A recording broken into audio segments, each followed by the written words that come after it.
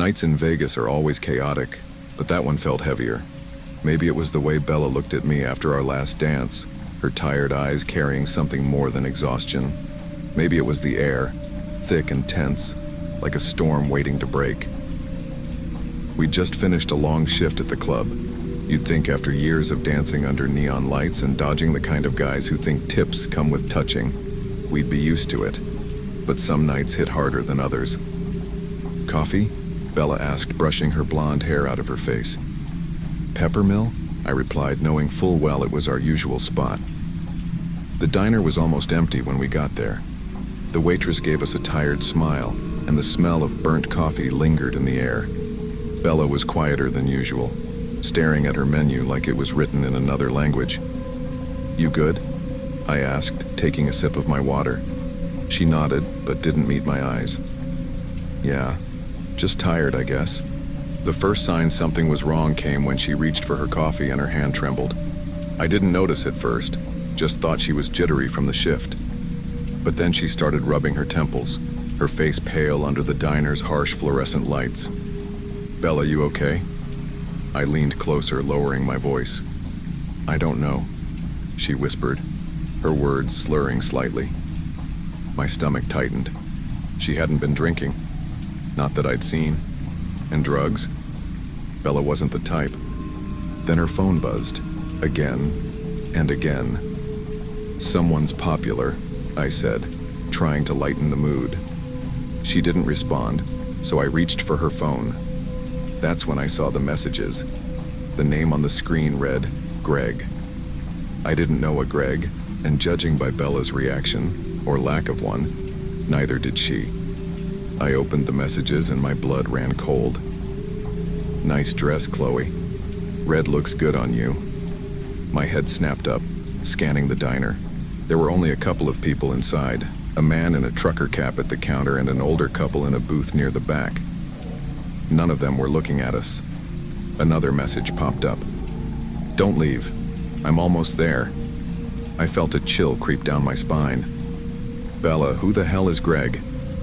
She blinked slowly like she was trying to process the question. I don't know," she mumbled, her voice barely audible. The next message came with a picture of us, taken right there in the diner. Bella slumped in her seat, me looking down at her phone. "We need to leave," I said, my voice trembling. Bella didn't move. She was barely conscious now, her breathing shallow and uneven. Panic surged through me. I threw some cash on the table, grabbed her arm, and half dragged her out of the booth. The moment we stepped outside, the air felt colder, sharper. I looked around, my heart pounding so loud I thought it would burst. There was no one there, at least not that I could see, but the feeling of being watched was overwhelming. "Come on, Bella," I whispered, pulling her toward the only place I could think of, the abandoned Circus Theater just down the street.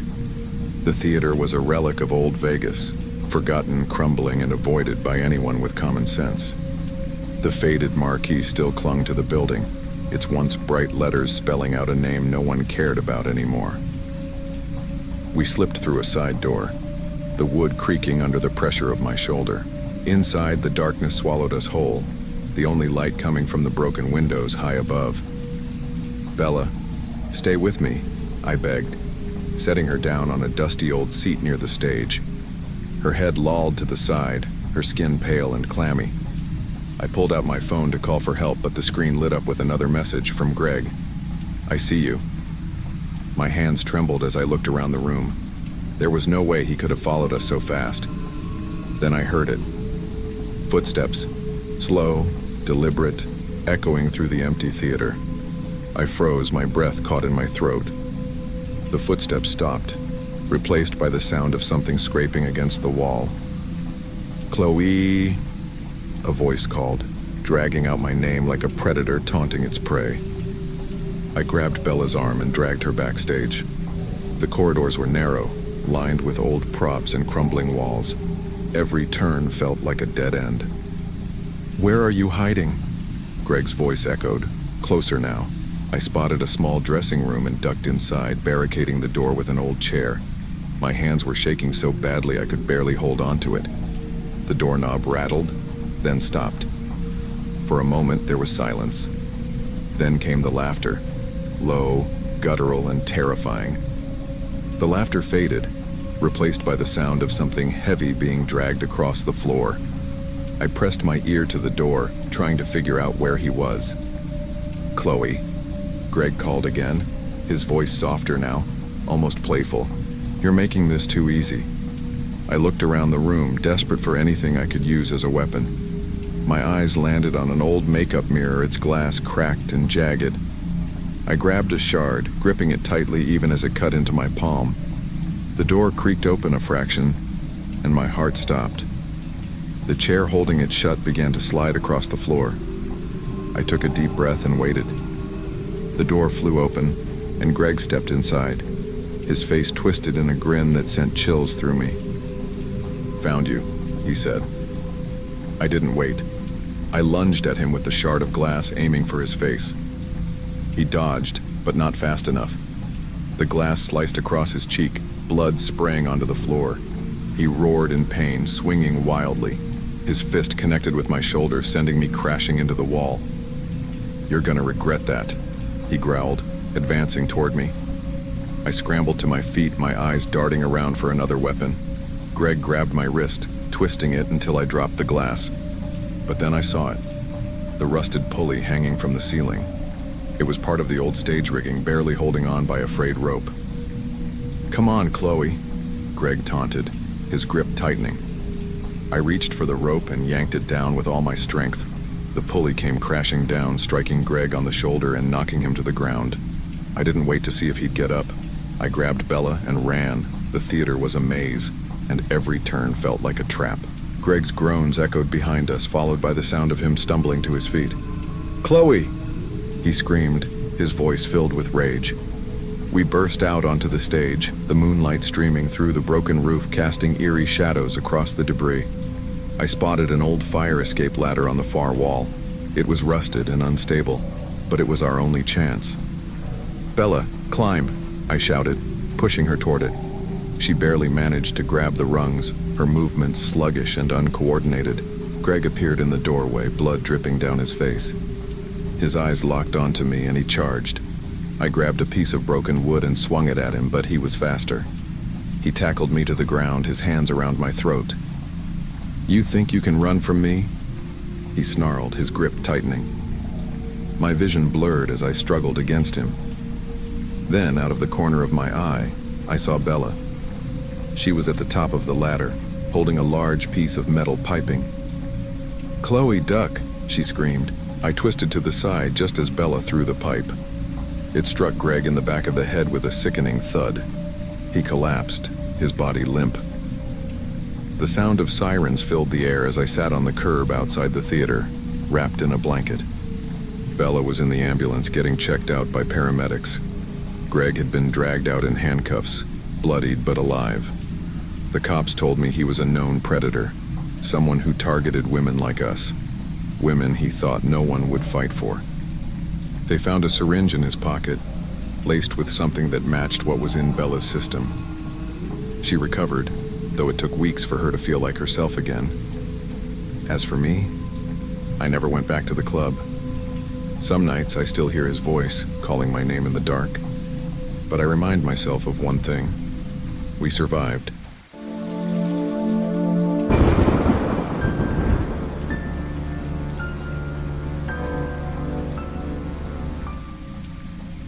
I never thought the lights at Elysium would start to feel like a trap.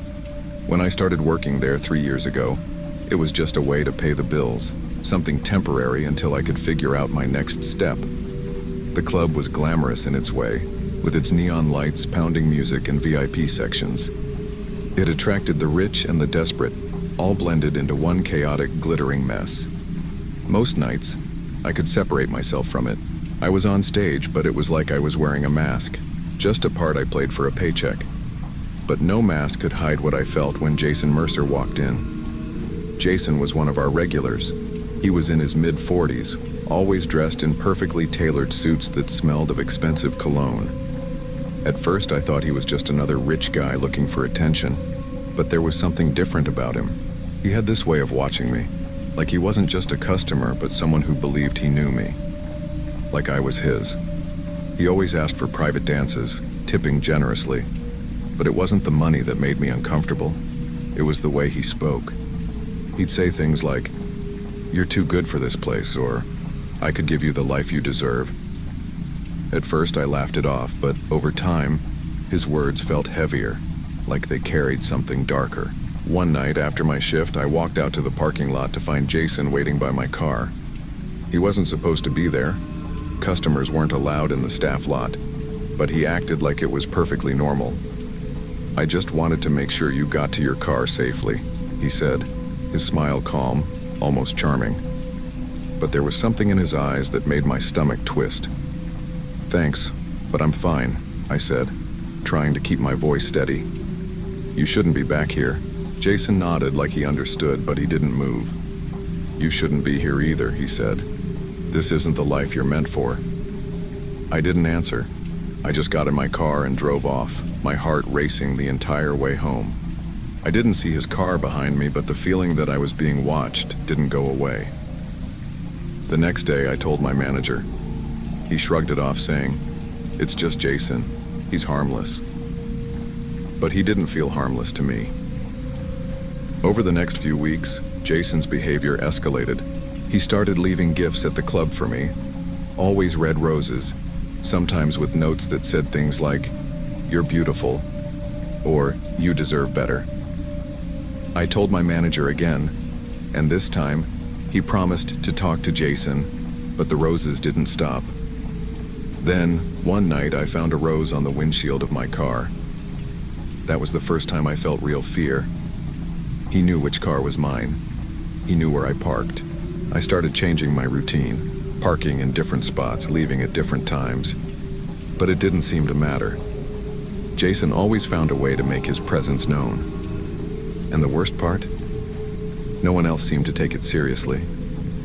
The other dancers thought it was romantic, and the security staff said he was just a little too into me. But I knew better. This wasn't romance. This was obsession. It was a Friday night when everything came to a head. The club was packed, and I was rushing to finish my last set when I noticed Jason sitting in the corner watching me. His eyes didn't move from me the entire time I was on stage. When my shift finally ended, I grabbed my stuff and headed for the door. I wanted to get out of there before he had a chance to corner me again. The parking lot was dark and empty, and I moved quickly, my keys already in hand. As I pulled out onto the road, I glanced in my rearview mirror and saw headlights behind me. At first, I didn't think anything of it. It was late. Someone else was probably heading home just like me. But when I turned onto a side street, the car followed. And when I turned again, it stayed right behind me. My chest tightened. I knew it was him.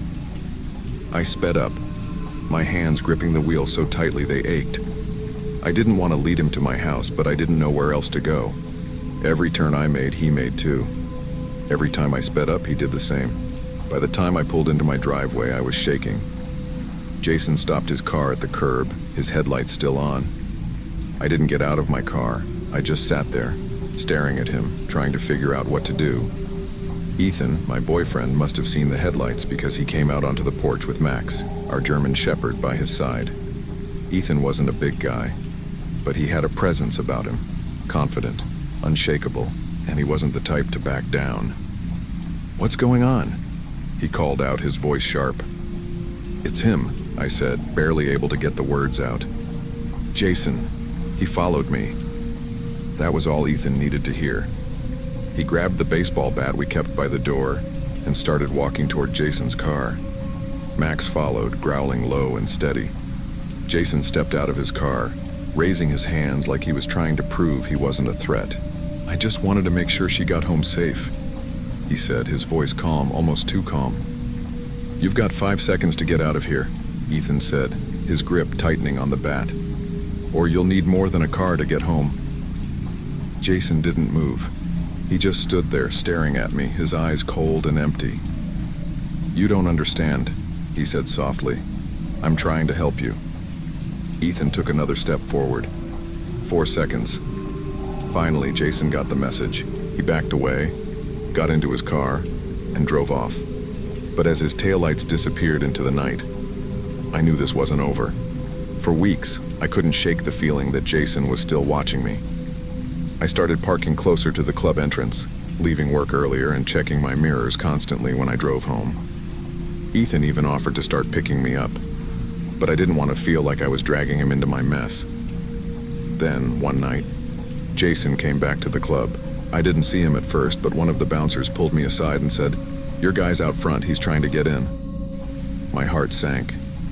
"You didn't let him in, did you?" The bouncer shook his head. "No way, but he's making a scene." I peeked out the side door and saw Jason standing at the entrance, arguing with the other bouncers.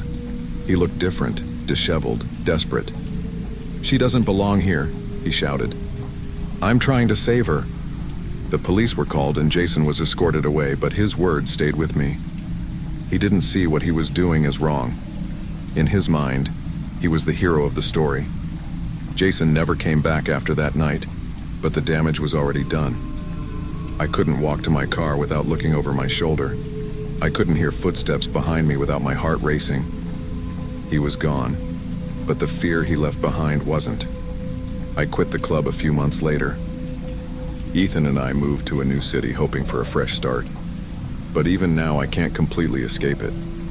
Every time I see someone watching me for too long, every time I get a strange look from a stranger, I feel that fear creeping back in. Jason taught me something I'll never forget. Sometimes the people who think they're saving you are the ones you need saving from.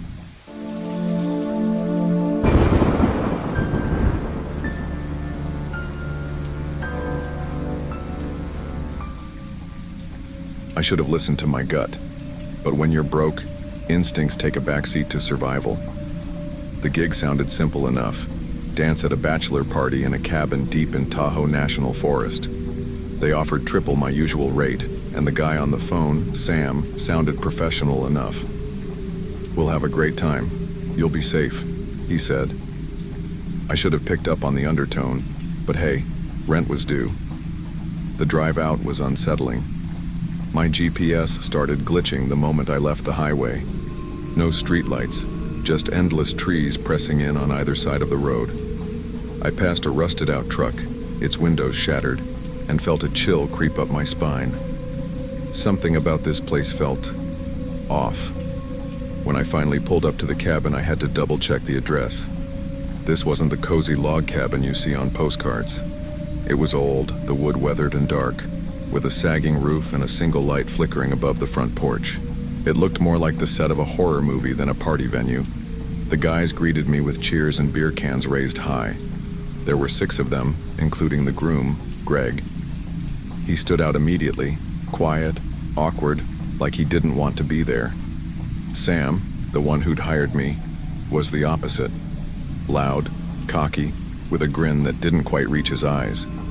The others were your standard rowdy bachelor party crowd, half drunk, overly friendly, and clearly expecting a show. The air inside the cabin was heavy, like the place hadn't been aired out in years. Animal heads lined the walls, their glassy eyes seeming to follow me as I walked in. The guys were nice enough at first, but there was something in their laughter, a nervous edge, like they were trying too hard to have fun. I brushed it off. Money was money.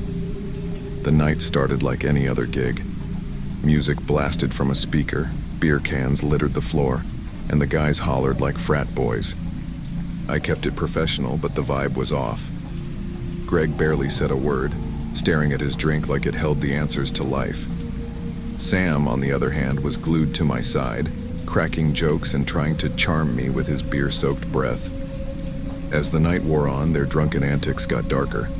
One guy, Mike, started throwing knives at a dartboard, his aim dangerously off. Another, Paul, joked about locking me in the cabin if I tried to leave. Everyone laughed, except Greg. He muttered something under his breath, but no one seemed to hear. By the time my set was over, I was done. "Thanks, guys. It's been fun, but I've got to get going," I said, grabbing my bag. Sam stepped in front of the door, his grin turning predatory. "What's the rush? We're just getting started."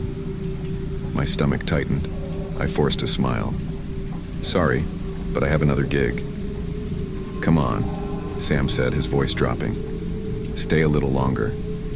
Before I could respond, Greg stood up. Let her go, Sam. The room went quiet. Sam stared at Greg, then laughed. Relax, man. We're just having fun. Greg didn't back down. This isn't fun. Let her leave. Sam's grin faltered, but he stepped aside. I bolted for the door, heart pounding. When I got to my car, my relief turned to dread. All 4 tires were slashed. The cabin's dim light flickered in the distance, and the sound of their laughter felt more sinister now. Then I heard it, a low growl, deep and guttural, coming from the trees. I froze, my breath catching in my throat. The growl came again, closer this time. My instincts screamed to run, but where? The woods were pitch black, and my car was useless. A rustling sound came from the tree line, followed by a faint scraping, like claws on bark. I spun around, searching for the source, but all I saw were shadows. Need some help? Sam's voice cut through the night, making me jump. He was leaning against the cabin's porch, holding a beer, his grin back in full force. What the hell is this? I snapped, pointing at my tires. He shrugged. Maybe the forest doesn't want you to leave. Before I could respond, Greg appeared behind him. Sam, knock it off, he said, his voice firm. This isn't funny. Sam rolled his eyes but backed off. Fine. Have it your way, hero. Greg walked me back inside. We'll figure something out in the morning, he said quietly. For now, stay here. It's safer than out there. Safer? The cabin didn't feel safe at all, but the growls outside weren't exactly inviting. I nodded reluctantly. The others barely noticed as we sat down in the corner. Greg whispered, I don't trust them either. Just stay close. It didn't take long for things to escalate. The lights flickered again, plunging the room into darkness. The drunken laughter stopped, replaced by confused murmurs. What's going on? Paul asked, his voice shaky. Then came the crash. Something hit the side of the cabin hard, rattling the walls. Everyone froze. Probably just a bear, Mike said, though his voice lacked confidence. Greg grabbed a flashlight and motioned for me to follow. Stay behind me, he whispered. We crept toward the back door, the others trailing behind. Another crash echoed, this time from the roof. The flashlight beam shook as Greg tried to steady his hand. Then it happened. A window shattered, and something lunged inside, a blur of claws and glowing eyes. It moved too fast to see clearly, but its scream was unearthly, a high-pitched wail that made my ears ring. Paul was the first to fall. The creature pounced, dragging him into the darkness before anyone could react. His scream cut off abruptly, leaving only the sound of heavy breathing. Ours. Barricade the doors, Greg shouted, snapping everyone out of their trance. We scrambled to block the doors and windows with whatever we could find. Chairs, tables, even the couch. My hands were shaking so badly I could barely lift anything. What the hell was that thing? Mike whispered, his face pale. Does it matter? Greg snapped. It's killing us one by one. The growling returned, this time from above. We looked up in unison, the ceiling creaking under the weight of something heavy. It's on the roof, I whispered. Sam, ever the idiot, grabbed a knife and headed for the door. I'm not dying in here. If that thing wants a fight, I'll give it one. Sam, don't, Greg yelled, but it was too late. Sam threw open the door and charged into the night. We heard his screams seconds later. I wanted to feel relief, but all I felt was dread. Whatever was out there, it wasn't done. With Sam gone, the group's confidence crumbled. Mike and Greg argued about what to do next while I stayed silent, gripping the iron poker I'd found by the fireplace. The creature attacked again, this time smashing through the barricade. It was massive, its glowing eyes fixed on us as it lunged forward. Mike fired a shotgun he'd grabbed, hitting it square in the chest. The thing staggered but didn't fall. Greg grabbed my arm. Upstairs. Now. We bolted up the stairs, slamming the door behind us. We can't keep running, I said, my voice trembling. We have to kill it. Greg nodded grimly. There's an old rifle in the attic. It's our only chance. The attic was cramped and dusty, but we found the rifle. Greg loaded it with shaky hands and we waited, listening to the creature's guttural growls below. It didn't take long for it to find us. The door splintered as it burst through, its claws tearing at the walls. Greg fired, the shot echoing like thunder. The creature howled, but it kept coming. I swung the poker with all my strength, hitting it in the head. It stumbled, giving Greg enough time to fire again. This time, the bullet hit its eye. The creature let out one last ear-piercing screech before collapsing. We didn't wait to see if it was really dead. We climbed out the attic window and made a run for one of the guy's trucks. By some miracle, the keys were still inside. Greg floored it, and we sped away, leaving the cabin and the nightmare behind. At the nearest police station, they didn't believe us, but one officer pulled us aside. "That cabin's cursed," he said. "Everyone who goes there ends up dead or worse. You're lucky to be alive." Lucky? I don't feel lucky. Even now I hear that creature's growls in my nightmares. If you ever find yourself near Tahoe National Forest and someone invites you to a cabin in the woods, don't go. No amount of money is worth your life.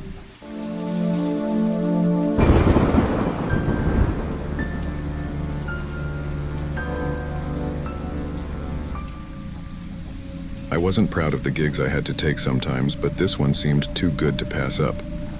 Private party, the caller had said. High-end clients, easy work, and a fat paycheck. I needed the money, badly. My sister's medical bills were drowning me, and this job felt like a lifeline. Still, something about it didn't sit right. The caller refused to give details about who the clients were, only the time and pickup location. Chateau Marmont. Fancy. I arrived that night dressed to impress, but with my instincts screaming at me to turn around. The limo pulled up, black and sleek, its windows tinted darker than sin. The driver stepped out, a tall, pale man in a suit that looked almost too perfect. His expression was blank, almost robotic, as he motioned for me to get in. Inside, it was luxurious, as you'd expect. Soft leather seats, dim neon lights, and a minibar stocked with booze I could never afford. 5 men were already seated, their laughter quieting the moment I entered. They were all dressed sharp, but something about them was off. Their smiles felt rehearsed, their eyes too focused on me, like I was a piece of meat they couldn't wait to devour. "Chloe, right?" one of them asked, sliding over to make room. His voice was smooth, his cologne overpowering. "Relax. This is going to be a fun night." I forced a smile. "Sure, fun." The driver pulled away and the city lights blurred past the windows. I kept up small talk while observing them. They were polite, maybe too polite, but I couldn't shake the feeling that they were hiding something. The driver didn't say a word, his eyes fixed on the road, his knuckles bone white against the steering wheel. About 20 minutes into the ride, I noticed we weren't heading downtown as I'd assumed. Instead, the limo veered onto Mulholland Drive, a winding road perched high above Los Angeles. It's scenic during the day, but at night, it feels like a path to nowhere. "Hey, where are we going?" I asked, trying to sound casual. The man closest to me smiled, but it didn't reach his eyes. "Don't worry, just enjoy the ride." His tone sent a chill down my spine. I glanced out the window, but the fog was rolling in thick, shrouding everything in an eerie white blanket. That's when I felt it, a hard, cold object pressing against my knee. Frowning, I reached down and pulled it out from under the seat. It was a small metal amulet, tarnished and ancient-looking, covered in strange, jagged symbols. The moment I touched it, a wave of nausea hit me, and the air inside the limo grew heavy. "What is this?" I muttered, holding it up. The man across from me froze, his smile dropping. "Put that back," he said sharply, his voice low and trembling. Now, I didn't have time to ask why. The limo jolted violently, throwing me forward. The fog outside thickened, swirling like it was alive. I clutched the amulet tighter as the atmosphere shifted, colder, darker, and suffocating. That's when the man next to me whispered, his voice barely audible, "You shouldn't have touched it." The limo slowed to a crawl, and the driver pulled over onto a dirt path. We were deep into Griffith Park now. No lights, no people, just endless shadows. My chest tightened as I realized how isolated we were. I turned to the men, but their expressions had changed. Their eyes were glazed, their faces pale. They were murmuring something under their breath, a language I didn't recognize. The driver stepped out, his movements slow and deliberate, and opened the back door. "You need to leave it here," he said, his voice unnaturally deep. "The relic doesn't belong to you." I stared at him, gripping the amulet tighter. What the hell is going on? What is this thing? The driver didn't answer. Instead, the men started to move, their bodies jerking unnaturally as they turned toward me. Their eyes, empty and lifeless, locked onto the amulet. One of them lunged, but as soon as his hand touched the metal, he recoiled, screaming in agony. "It's not us," one of them whispered, his voice shaking. "It's the relic. It's using us." I scrambled for the door, but the driver's hand shot out, grabbing my wrist. His touch was ice cold and his black eyes bore into mine. "You can't escape," he hissed. "It's too late." I kicked him as hard as I could and bolted out of the limo. The fog outside was thicker than ever, swirling in unnatural patterns. Shadows moved within it, their shapes human but distorted, their faces twisted in silent screams. The driver and the men were following me, their movements stiff and puppet-like. I ran blindly into the trees, clutching the amulet like my life depended on it. My heart was pounding, my breath ragged, but I couldn't stop. The relic felt heavier with every step, its symbols glowing faintly in the dark. I stumbled into a clearing and froze. In the center was an old stone well, its surface covered in the same symbols as the amulet. The air around it was thick with dread, and the fog seemed to avoid it, swirling in a wide circle. "This is where it ends."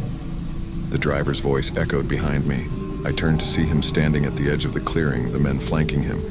Their eyes glinted with something dark and hungry.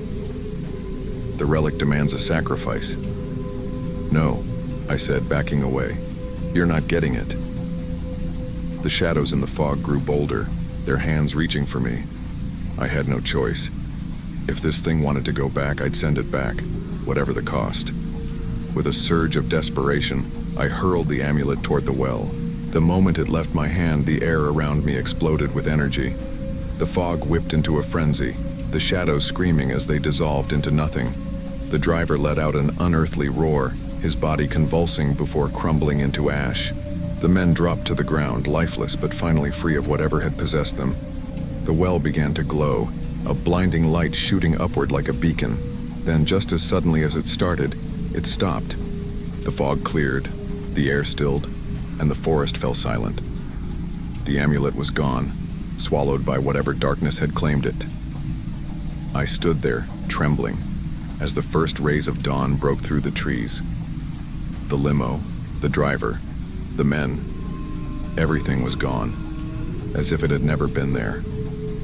I was alone, but I knew I'd survived something I couldn't fully understand. The police found me wandering the edge of the park later that morning. I told them everything, but of course, they didn't believe me. There was no evidence, no witnesses, just me and the terror etched into my face. I tried to move on, but the memories wouldn't let me. Every time I closed my eyes, I saw the driver's black eyes, the men's empty stares, the twisting shadows in the fog. I researched the amulet, but there was nothing. No records, no stories, nothing that could explain what had happened. Weeks later, I saw another limo, sleek and black, cruising down Sunset Boulevard. For a moment, I froze, my heart racing. Was it the same one? Was it looking for someone new? I don't know if that relic is still out there, but if it is, I can only hope whoever finds it knows better than to touch it. Because some things aren't meant to be found. And once you've seen what I've seen, you're never the same.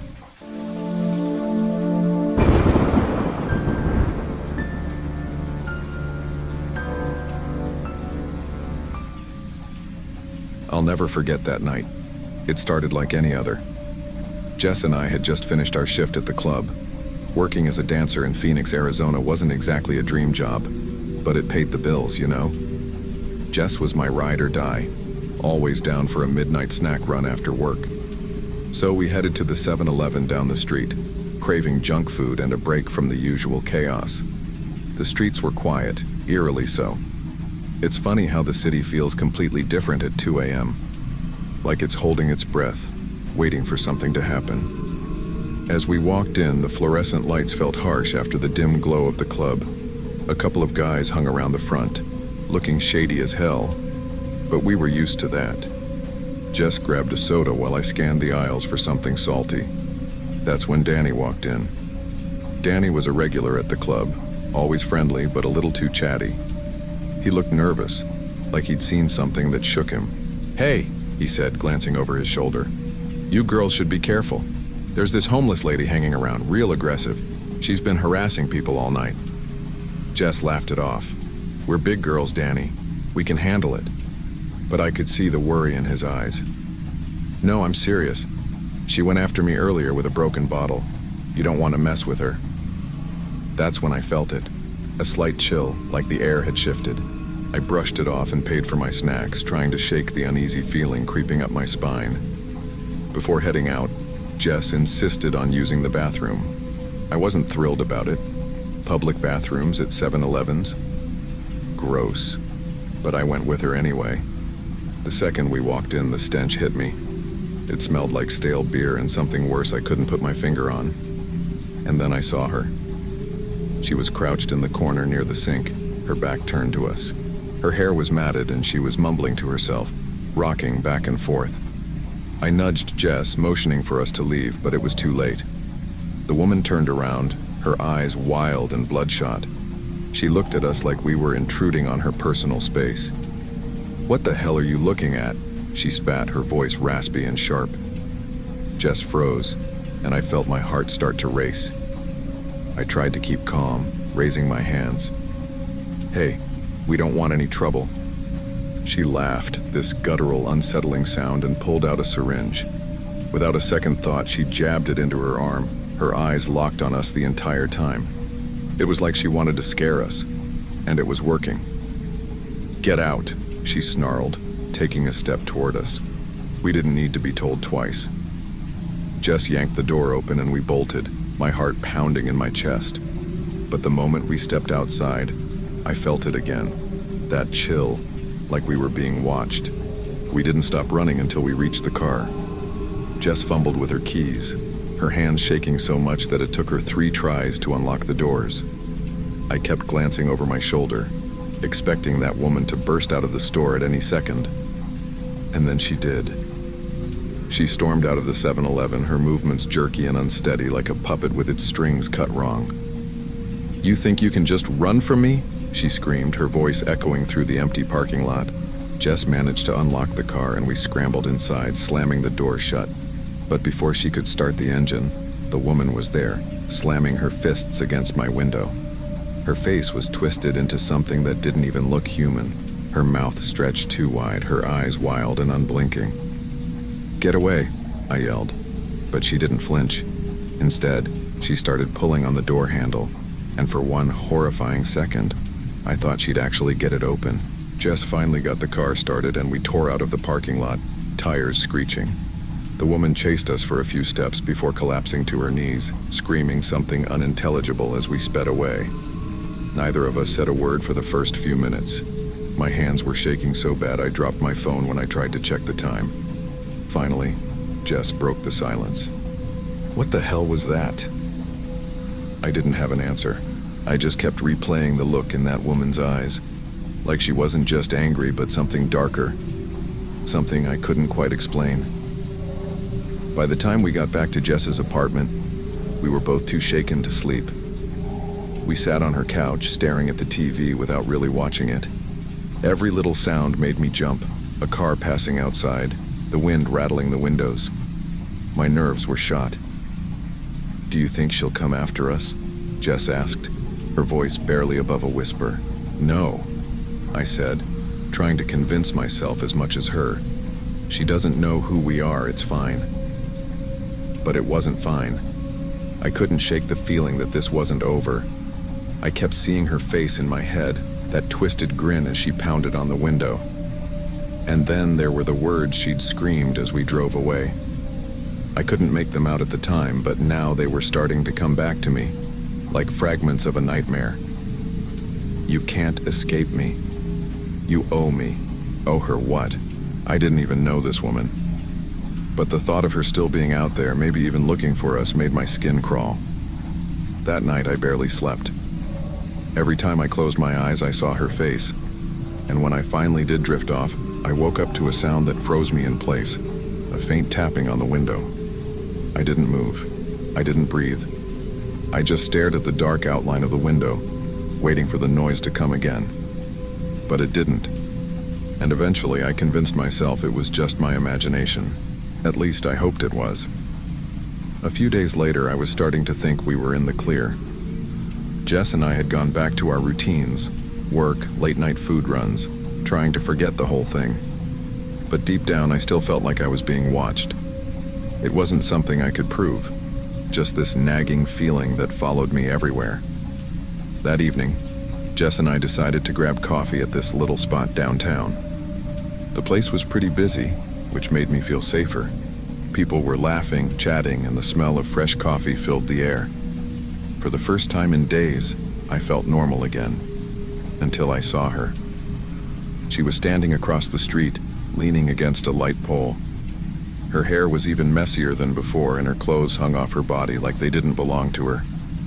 But it was her eyes that sent a shiver down my spine, locked on me like she'd been waiting. "Jess," I whispered, my voice shaky. "She's here." Jess followed my gaze and froze. "No way," she murmured. How did she find us?" The woman didn't move. She just stood there, staring, like she knew it would get under my skin. It was working. I couldn't focus on anything else, and every instinct in my body screamed at me to run. But where would I go? She'd found us once. She could do it again. We decided to leave, keeping a safe distance between us and her. Jess tried to make a joke about it, something about her needing a hobby, but I could hear the fear in her voice. And honestly, I was terrified too. That night I stayed at Jess's apartment again. Neither of us wanted to be alone, not with the way things were escalating. We double-checked the locks, pulled the curtains shut, and left the TV on for background noise. It didn't help. Around 2 a.m. we heard it, a soft, deliberate knock on the front door. Jess and I looked at each other, frozen. Neither of us moved. Then came another knock, louder this time. Jess whispered, "It can't be her. She doesn't know where I live." But when I peeked through the peephole, my stomach dropped. It was her. She stood there, her face pale in the dim hallway light, her lips curved into that same twisted grin. She didn't say anything at first, just stood there, swaying slightly. Then in a low, raspy voice, she said, "You think you can run from me?" I stumbled back, my heart pounding so hard I thought it might stop. Jess grabbed her phone and called the cops, but the woman didn't care. She started pounding on the door, harder and harder, shouting things I couldn't make out. It sounded like gibberish, but there was a rhythm to it, like a chant. "Go away!" Jess screamed, her voice cracking. But the woman didn't stop. She just kept pounding and chanting, louder and louder, until suddenly, silence. When the police arrived a few minutes later, she was gone. All they found were scratches on the door, deep enough to splinter the wood. Jess tried to explain what happened, but I could tell they didn't believe us. To them, it was just another incident with a crazy homeless person. But we knew better. This wasn't just random. It felt personal. After that night, Jess and I decided we needed space. She stayed with her boyfriend, and I tried to go back to my own apartment, hoping distance would make me feel safer. It didn't. Every creak of the floorboards, every shadow from passing cars made me jump. My nerves were fried, and sleep felt like a distant memory. A week passed with no sign of her, and I almost started to believe it was over. Almost. But deep down, I was just waiting for the other shoe to drop. It happened on a Thursday night. I'd just gotten home from work and was sitting on the couch scrolling through my phone when the power went out. The apartment plunged into darkness so suddenly that I let out a yelp, my heart leaping into my throat. I grabbed my phone and turned on the flashlight, the narrow beam cutting through the darkness. Probably just a blown fuse, I muttered, trying to convince myself it was no big deal. But when I reached the breaker box, everything looked fine. That's when I heard it, a faint scratching sound coming from the living room. I froze, my breath caught in my chest. Slowly, I turned and pointed the flashlight toward the sound. The beam swept across the room, illuminating the couch, the coffee table, the far wall, and then her. She was standing by the window, her face pressed against the glass, staring at me. Her grin was wider than ever, stretching her cracked lips into something unnatural. For a moment, neither of us moved. Then she raised her hand and began tapping on the glass, slow and deliberate. "You can't hide," she said, her voice muffled but clear. "You owe me." My legs finally responded, and I bolted for the front door. Fumbling with the lock, I threw it open and ran into the hallway, screaming for help. A neighbor peeked out, alarmed, but when I pointed to my apartment and told them about the woman, they shook their head. "There's no one there." I turned back, my heart racing, and looked through the open door. The apartment was empty. The scratches on the inside of the window told a different story. That night was the last time I saw her, but her words haunt me to this day. "You owe me." I still don't know what she meant, but sometimes late at night I hear faint tapping at the window. I never check. I don't want to know if she's there, because deep down, I know she is.